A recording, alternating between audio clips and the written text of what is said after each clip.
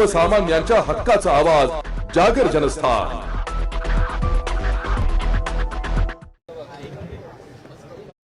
आणि सरकारने जी 1.5-2 वर्षामध्ये केलेली कामं, याचं जे काही लोकांना त्याचा फायदा व्हावा म्हणून आम्ही सगळेच जण भूमिपूजनात आणि लोकार्पणामध्ये युवा वर्ग, ज्येष्ठ आणि उद्योग या सर्व क्षेत्रामध्ये महाराष्ट्राने आघाडी घेतली। अनेक अति महत्वाकांक्षी प्रकल्प, गेम चेंजर प्रकल्प, जसं बाळासाहेब ठाकरे समृद्धी महामार्ग झाला, MTHL अटल सेतू झाला, कोस्टल रोड झाला, अनेक मेट्रोचे उद्घाटनं झाली आणि अनेक कामं आज प्रगतीपथावर आहेत। आणि एक गेम चेंजर सगळं हे प्रकल्प, त्या सगळ्यामध्ये मी डिटेलमध्ये जाऊ इच्छित नाही, परंतु आपल्याला माहीत आहे की जे प्रकल्प आमचं सरकार स्थापन व्हायच्या पूर्वी 2.5 वर्ष जे सरकार होतं ते सगळं स्पीड ब्रेकर, तिकडे सगळं नकारात्मक, अँटी डेव्हलपमेंट, प्रकल्प थांबवणं, प्रकल्पामध्ये अडथळे आणणं, या सगळ्याच बाबी आपण पाहिल्या। परंतु आमचं सरकार आल्यानंतर अगदी मेट्रो, आरे कारशेड, इतर प्रकल्प जे आहेत हे आम्ही युद्ध पातळीवर गतीने सुरू केले, वेगवान पद्धतीने निर्णय घेतले।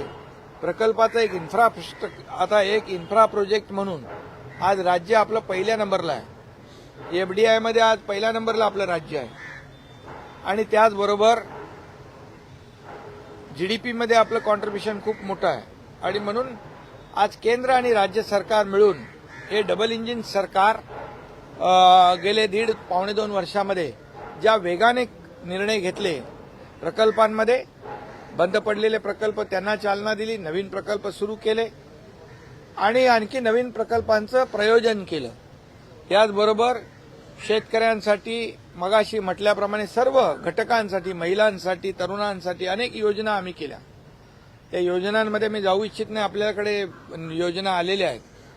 अगदी पहिल्या कॅबिनेटपासून शेवटची कॅबिनेट झाली, या 55 कॅबिनेटमधून जवळपास 500 निर्णय आम्ही राज्य सरकारने घेतलेले, सर्वसामान्यांच्या हिताचे निर्णय, तेही आपल्या समोर आहेत। आणि म्हणून एक प्रॉस्पेरिटी, एक पॉझिटिव्हिटी या राज्यामध्ये आणण्याचा आमचा प्रयत्न जो होता त्यामध्ये आम्हाला यश मिळालेलं आहे। स्वच्छतेमध्ये देखील महाराष्ट्राला नंबर 1 दिला देशामध्ये आणि असे अनेक प्रकल्प आम्ही मार्गी लावले।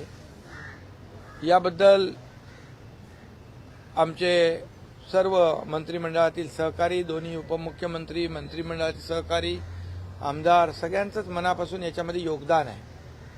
आणि म्हणून मी गेल्या 1.5-2 वर्षाच्या कालावधीमध्ये झालेल्या कारभाराबद्दल या राज्याचा मुख्यमंत्री म्हणून फार समाधानी आहे।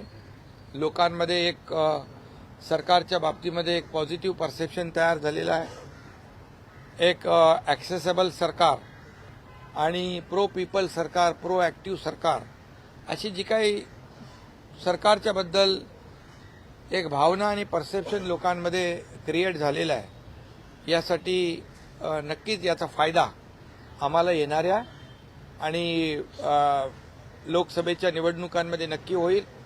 कारण आम्ही कुणाची उणीधुनी काढण्यापेक्षा डेव्हलपमेंटला महत्त्व देतो। कारण डबल इंजिन सरकार म्हणतो, केंद्राने, मोदी साहेबांनी देखील अनेक प्रकल्पांची भूमिपूजन, उद्घाटनं केली। आम्ही बोलवले, त्यांना निमंत्रण दिलं की तात्काळ त्यांनी त्याला होकारही दिला। कारण हे राज्याच्या नागरिकांसाठी, जनतेसाठीच महत्त्वाचे प्रकल्प होते आणि म्हणून हे डबल इंजिनचं केंद्राने देखील पूर्ण पाठबळ आम्हाला दिलं गेले 1.5-2 वर्षांमध्ये, त्याचाही फायदा झालेला आहे। आणि म्हणून आज या राज्यामध्ये केलेली विकासाची कामं, आलेली परदेशी गुंतवणूक, जवळपास 5 लाख कोटीची परदेशी गुंतवणूक आलेली आहे, लाखो रोजगार निर्माण होणार आहेत। आणि म्हणून तुम्हाला मी सांगू इच्छितो की याचा सर्व फायदा जो आहे या येणाऱ्या लोकसभा निवडणुकीत होईल। एक जे लोकांना हवं ते देण्याचा आम्ही निर्णय घेतलेला आहे. आणि म्हणून मी महाराष्ट्रातल्या जनतेला देखील मनापासून शुभेच्छा देतो की त्यांनी अतिशय कमी कालावधीमध्ये आमच्या सरकारवर विश्वास ठेवला आणि प्रेमही दिलं, आशीर्वादही दिले. काल राहुल गांधी यांनी मुंबईमध्ये सभा घेतलेली आहे. एनडीए सरकारवरती, महायुती सरकारवरती त्यांनी टीका केलेली आहे. ठाण्यामध्ये देखील त्यांनी रोड शो केलेला आहे. देशभरातले त्यांचे म्हणजे काँग्रेस आणि इंडिया आघाडीचे अनेक नेते तिथे उपस्थित होते. खरं म्हणजे कालची सभा एक फॅमिली गॅदरिंग होती असं म्हटलं तर वावगं ठरणार नाही. आणि एक काय ते कहावत आहे, भानुमती का कुनबा, कहीं से इटे कहीं से रोडे, भानुमती का कुनबा उससे तयार होता है.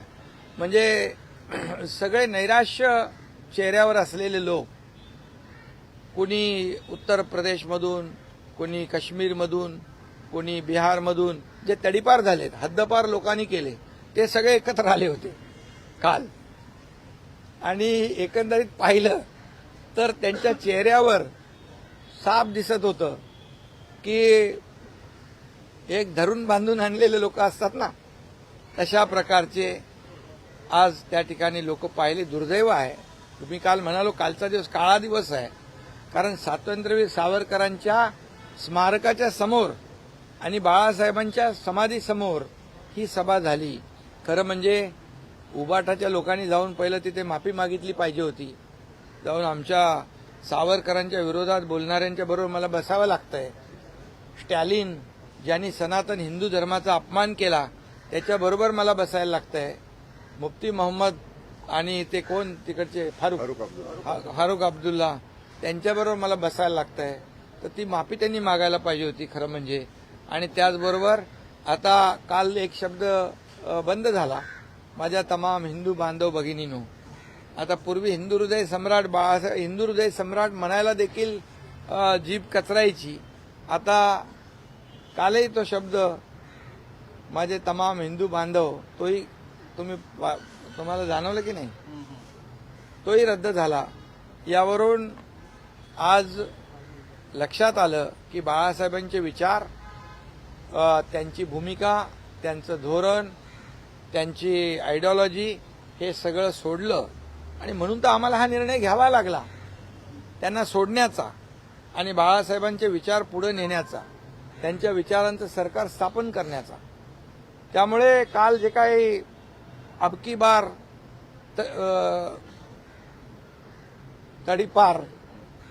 तडीपार आता स्वतः त्यांना तडीपार या महाराष्ट्रातल्या शिवसैनिकांनी केलंय, जनतेने केलंय 1.5-2 वर्षापूर्वी.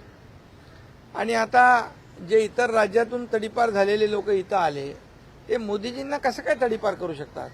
आज 50-60 वर्षामध्ये ज्या मोदीजींनी 50-60 वर्षात जे झालं नाही काँग्रेसच्या सरकारमध्ये, ते 10 वर्षामध्ये नरेंद्र मोदीजींनी करून दाखवलं.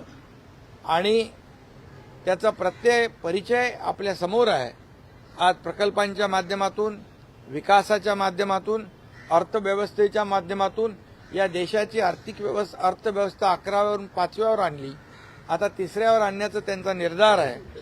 $5 ट्रिलियन इकॉनॉमीचा त्यांचा निर्धार आहे. गरिबी हटाव, गरिबी हटाव. काही लोक म्हणायचे गरिबी तर हटली नाही, पण गरीब हटले.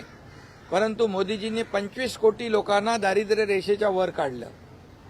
आज गरिबाच्या उपाशी राहता कामा नये म्हणून 80 कोटी लोकांना कोविडमध्ये घेतलेला निर्णय जो होता अन्नधान्य मोफत देण्याचा, तो पुढचे 5 वर्ष कायम ठेवला.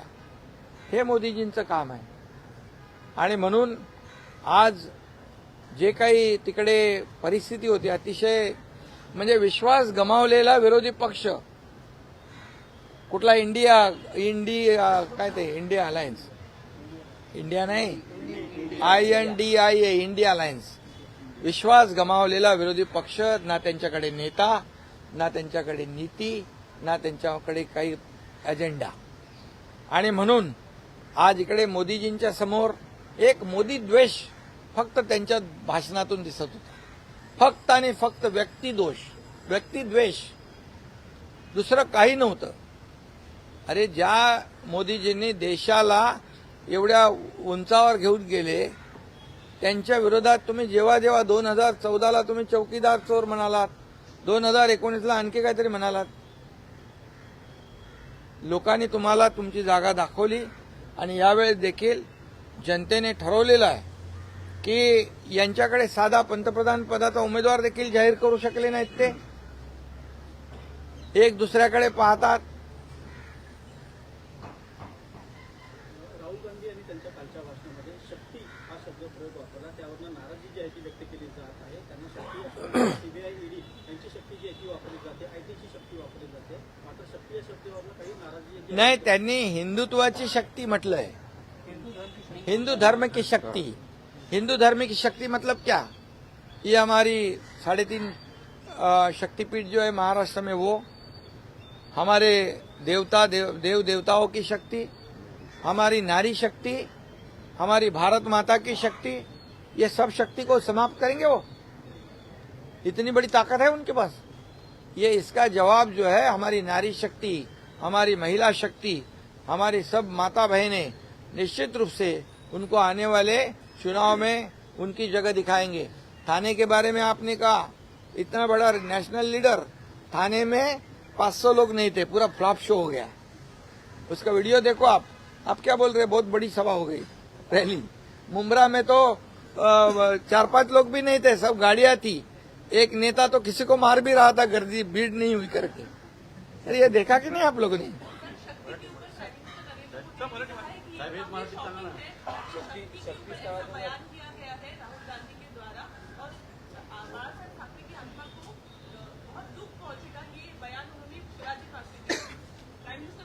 सही बात है उनकी. मैंने जैसे कहा, हमारे देवताओं की शक्ति है, हमारे जो महिला शक्ति है, हमारी नारी शक्ति है, हमारी भारत माता है, ये हमारी शक्तिपीठ है. और इस शक्ति के बारे में उन्होंने जो भाषण में उन्होंने कहा है, हिंदू धर्म की शक्ति. आज अयोध्या में राम मंदिर बन गया, ये शक्ति है. और ये हिंदू धर्म की शक्ति खत्म करने वाला अभी तो जमीन पे पैदा नहीं हुआ है. और इसलिए आदरणीय प्रधानमंत्री जी ने जो कहा है सच है कि इनको आने वाले चुनाव में ये शक्ति उनकी जगह दिखाएंगे और निश्चित रूप से उनको उसका भुगतान करना पड़ेगा. उमर अब्दुल्ला यांनी महाराष्ट्र सदर काश्मीरमध्ये होऊ देणार नाही असं सांगितलेलं. ऑक्टोबरमध्ये विधानसभा निवडणूक होती, त्यावेळेला आम्ही कसं होतं ते पाहू असं त्यांनी म्हटलं. मग हेच तर दुर्दैव आहे की जे भक्त आपले अमरनाथ यात्रेला जातात, अमरनाथ यात्रेला जाणारे यात्रेकरूंसाठी मी स्वतः तिकडच्या राज्यपालांना विनंती केली की इकडे महाराष्ट्र भवन पाहिजे. ते त्यांनी मान्य केलं. आणि फारूक अब्दुल्ला म्हणतात मैं नहीं होने दूंगा. किती द्वेष है ये द्वेष. ये उबाटो को मान्य है, यांना मान्य आहे. त्यांच्या मांडीला मांडी लावून बसले. महाराष्ट्र भवन होऊन देणार नाही आणि त्यांच्या बाजूला बसता. हे काय? हे किती लांछनास्पद आहे, किती दुर्दैवी आहे.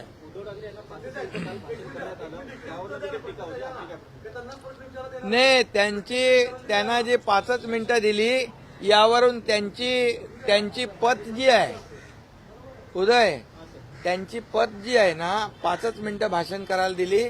त्यांची पत जी आहे ती त्या कालच्या सभेमध्ये दिसली. आता त्यांच्याकडे आमदार खासदार शिवसेना नाही आहे. त्यामुळे त्यांच्या पक्षाच्या ताकदीप्रमाणे त्यांनी दाखवलं. जिथं बाळासाहेब शिवतीर्थावरून भाषण करायचे, देशाला मार्गदर्शन करायचे, देशाला दिशा द्यायचे, ती कालची केविलवाणी परिस्थिती पाहिली आम्ही. शिंदे सर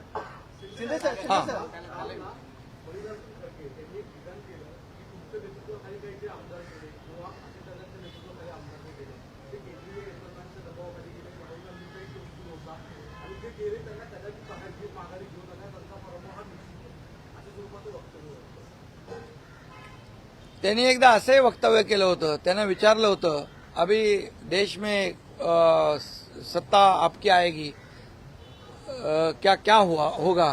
तर ते म्हटले होते बकरी ईद में बचेंगे तो मुहर्रम में नाचेंगे. ते जरा तपासून घ्या. हे खारगे त्यामुळे त्यांच्या स्वतःवरच विश्वास नाही. ते आमच्याबद्दल कशाला काय बोलण्याची गरज आहे.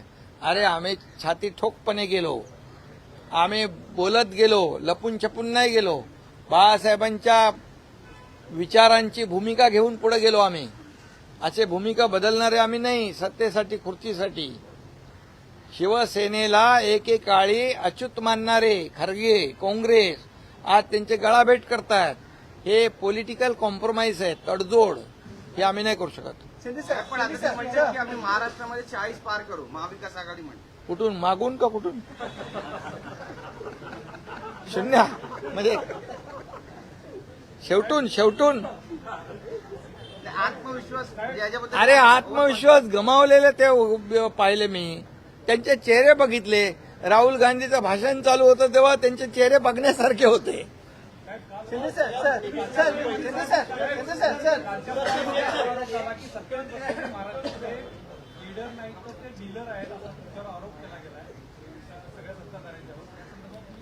आम्ही खरंच डीलर आहोत. कारण आम्ही डील केली शेतकऱ्यांच्या हितासाठी, माय भगिनींना न्याय देण्यासाठी, तरुणांना रोजगार देण्यासाठी, कष्टकऱ्यांना न्याय देण्यासाठी आणि ज्येष्ठांना न्याय देण्यासाठी आम्ही केलं ना. आम्ही ह्याच्यासाठी केले. पैसे त्यांनी आतापर्यंत केलेल्या डील ते कुठले कुठले मोठे घोटाळे झाले 2014 पूर्वी. कोण होतं त्याच्यामध्ये? रोज रकानेच्या रकाने तुमच्या वर्तमानपत्रातून मीडियामध्ये यायचे. एक घोटाळा, चारा घोटाळा, कुठला आणखी कोळसा घोटाळा, काय काय घोटाळे आले. आता एकतरी घोटाळा दाखवा मोदीजींच्या काळात. एक सिंगल डाग नाही त्यांना लावता आला.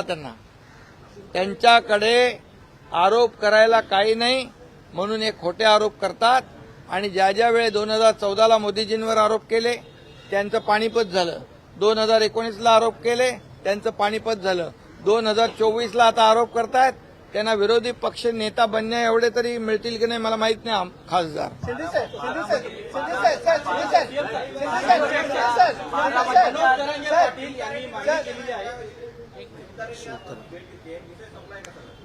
शिवतारे मला भेटले.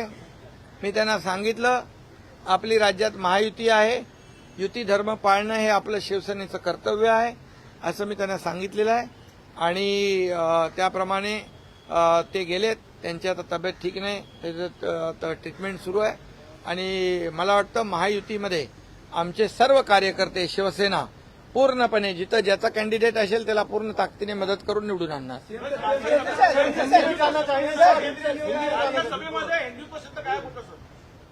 अरे हिंदू द्वेष्टे सगळे होते ना तिकडे. सगळे हिंदुत्वाचा द्वेष करणारे सगळे होते तर हिंदू तो शब्द कसा येणार? फक्त मी हिंदू आहे तेही बोलले नाहीत काल. गर्भ से कहो हम हिंदू तर गेलं, परंतु हिंदू शब्द बोलायला देखील काल हिंमत झाली नाही. त्यामुळे हिंदुत्ववादी पक्ष म्हणण्याचा नैतिक अधिकार त्यांना राहिलेला नाही. राहुल गांधी ने कल जो बोला था कि राहुल गांधी ने बोला था कि हिंदुओं को लेकर शक्ति, उसको लेकर बाद उनके नेता मल्लिकार्जुन ने डैमेज कंट्रोल करने की भी कोशिश की. तो क्या राहुल गांधी तैयार करके नहीं कोई आते हैं या जानबूझ के विवादित वाला बयान देते हैं? क्या लगता है सर उसको? जो हौज से गई वो बुन से नहीं आती है. उन्होंने बोल दिया. उनका आपको पता है कि भाषण, उनका अभ्यास, वो क्या हमेशा विदेश में ज्यादा रहते हैं ना, इसलिए यहाँ का जो उनको स्टडी होना चाहिए, कौन से मुद्दे पर अपने विचार रखनी चाहिए, उसमें थोड़ी गफलत हो सकती है. लेकिन उन्होंने जो कहा है कितना भी डैमेज कंट्रोल करें नहीं हो सकता है. उन्होंने तमाम आदि शक्ति, स्त्री शक्ति, नारी शक्ति, हमारे देव देवताओं का अपमान किया है और ये अपमान का बदला हमारे देश की जनता जरूर लेगी. सर महायुति को लेकर शिवसेना का अभी कोई फैसला लिया गया है? सर जागा वाटप नेमकं कधी होणार आहे? आणि कभी किधर बिगुल बंद हो गया हो.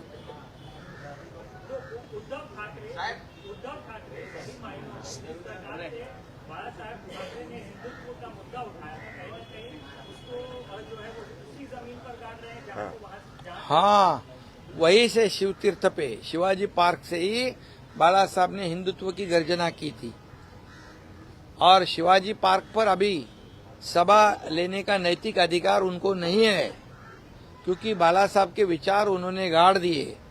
बाला साहब के विचार को उन्होंने सत्ता और लालच में छोड़ दिए और जो बाला साहब के विरोधी विचार वाले जो कांग्रेस, बाला साहब कहते थे अगर मेरी कांग्रेस होने लगी तो मैं मेरी दुकान बंद करूंगा, अभी उनके साथ ही ज्वाइंट वेंचर में दुकान चालू किया है इन्होंने।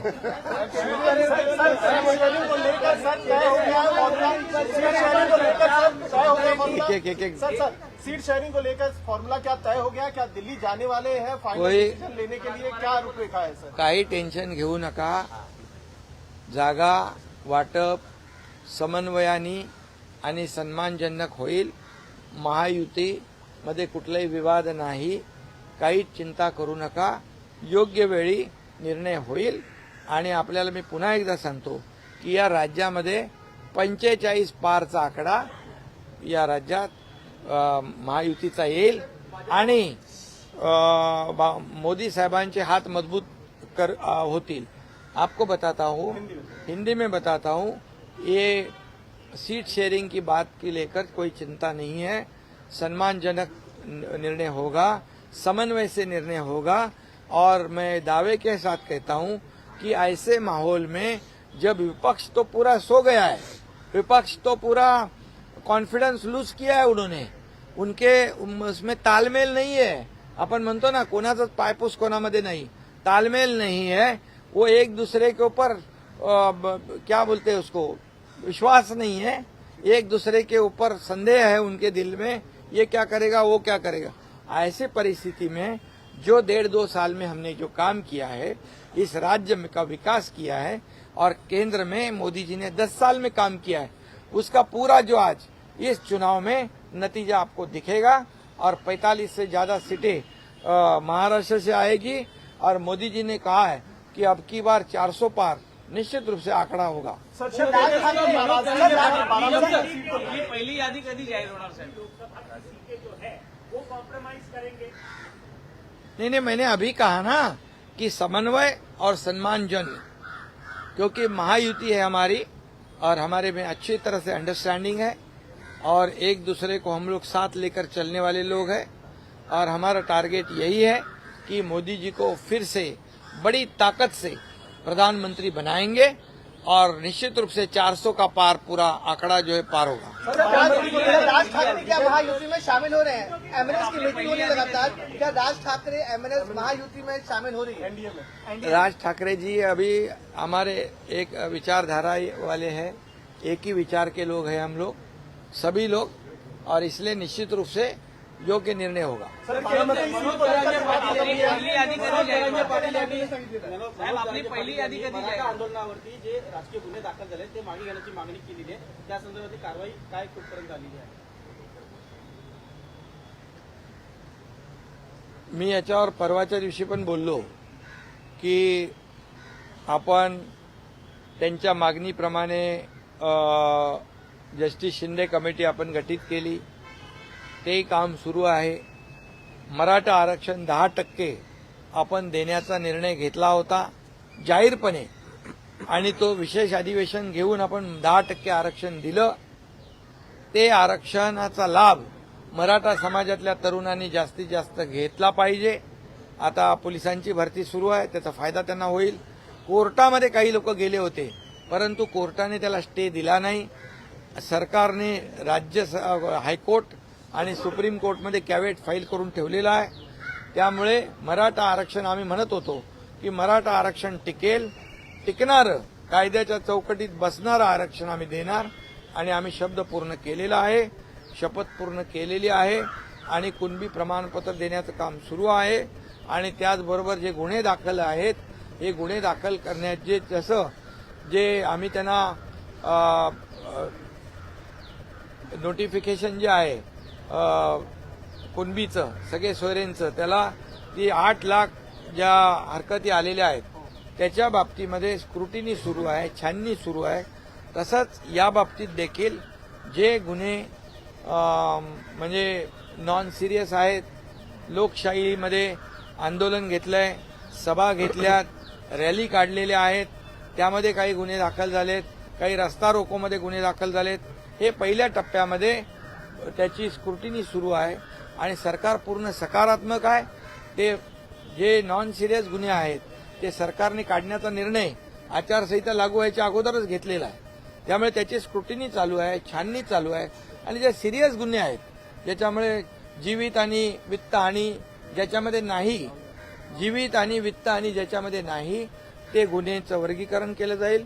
आणि जे सिरियस गुन्हे आहेत ज्याच्यामध्ये वित्त हानी आहे, जीवितहानी आहे, मालमत्तेचं नुकसान झालेलं आहे, ह्या दुसऱ्या क्रायटेरियामध्ये त्यांना बसवून आपण त्याच्यावर सकारात्मक मार्ग या काढणार आहोत.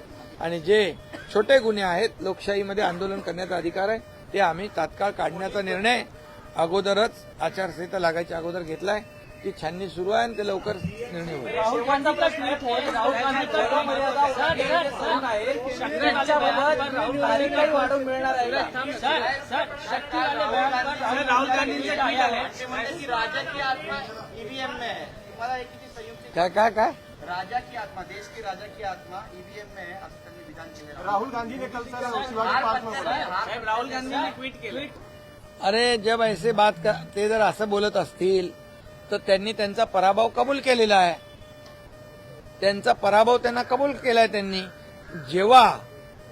जब भी ईवीएम में जब उनका राज्य जीतता है ईवीएम के जरिए, तब ईवीएम बराबर है, और जब हारता है तो ईवीएम खराब है.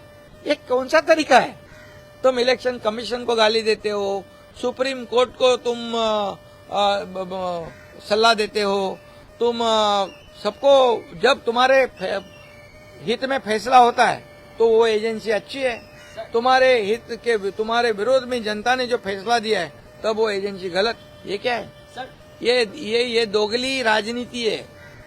ये जो दो मुंह का सांप होता है ना, सीएम सर, शक्ति वाले बयान को ते तपासून घेऊ आपण आणि निवडणूक आयोगाचा आदर आम्ही राखणार आहोत. शक्ति वाले बयान को लेकर राहुल गांधी ने ट्वीट किया है. उन्होंने कहा कि मोदी जी को मेरी बातें अच्छी नहीं लगती, किसी न किसी तरीके से उन्हें घुमाकर वो उसका गलत अर्थ निकाल